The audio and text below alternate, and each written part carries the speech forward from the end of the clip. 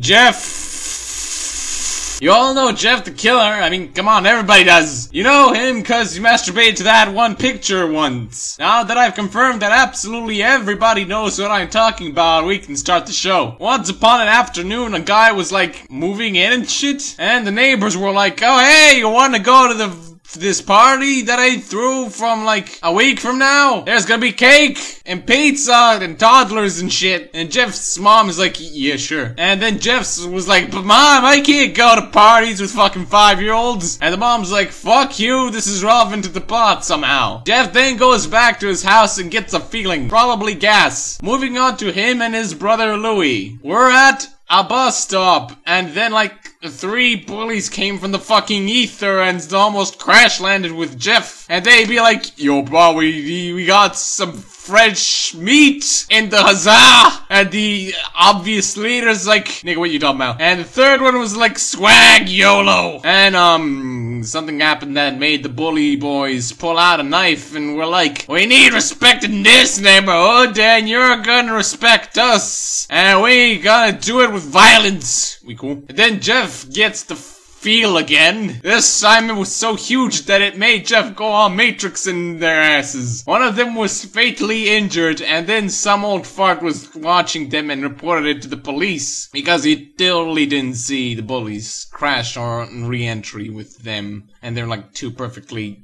normal people. You know, they're 2 perfectly normal people! So Louis Boy takes the blame and goes to custody. Why didn't they just tell the police what really happened? I mean, come on guys, you look normal to me. I mean, if you were to say the truth, the cops would have checked the bullies' houses and they would probably find shit like knives and drugs and Beetle cartoons makers. But no, Louis must die.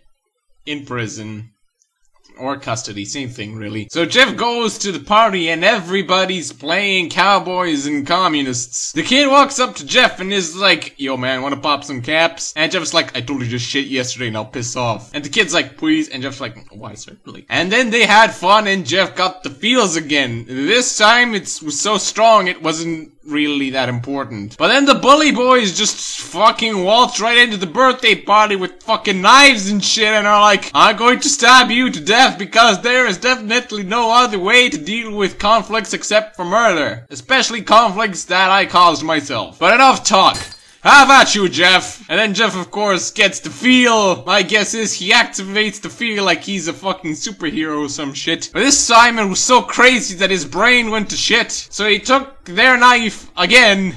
That's stupid. Which is why the bully boys should have grasped the handles more tightly than last time. But no, bringing a fucking gun in is the ultimate solution. I bet it wasn't cheap. I mean, come on, they were like $100, right?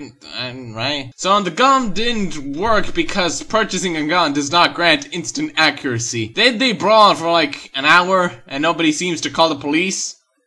Like ever! And then Jeff and the surviving bully were left. But they were both on the floor with bleach in their faces, or on their faces. Which must have been very flammable bleach because when the bully boy lights his face, it fucking combusts. Rush to hospital, Jeff. You have time not, said the poorly translated NES conscious that Jeff apparently has. So after like 2 days or some shit, his face was like okay and shit. But when they wrapped it out, his face was like white and it felt very leathery, which is why I think this pasta has a little bit of myself in it. And apparently this was so amusing to Jeff, he just kinda decided to smile for all eternity. Makes sense, no? So he goes home and in the middle of the night he just started kinda cutting himself a smile. And the mom's like, Jeff, that looks fucking stupid. What the fuck did you do? And he's like, my cheeks got too painful when smiling. So I removed it! Well, just kidding, I just cut myself a smile. Totally not gonna grow back. And she's like, hey, you gonna blink? And he's like, no, I do not need eyelids. What if I come across SCP-173, huh? What then? I don't want to die. And Mom's like, but Jeff, how are you gonna keep your eyes moist? And he's like, what the fuck are you talking about, blurry thing that beholds itself in front of me. And then Jeff's like, aren't I beautiful? And Mom's like, it's like, yeah, whatever. And she goes to the dad and is like, we got a shotgun! Kill Jeff, please. And Jeff is like, oh, you motherfucker, you gotta pay for this. So he stabs everyone, politely tells them to continue their slumber and leaves. To which I say, where's the fucking smartass that caught Jeff bruising the bullies on the bus stop, Where's he now when the thing is the most precious? And that's Jeff the Killer Bee. If you live in America land, then good. But if you live there, then you'd better lock your front doors and windows or Jeff might come in. Or, you know, lock them in general so you don't get your shit stolen. I think Jeff taught us a valuable lesson today.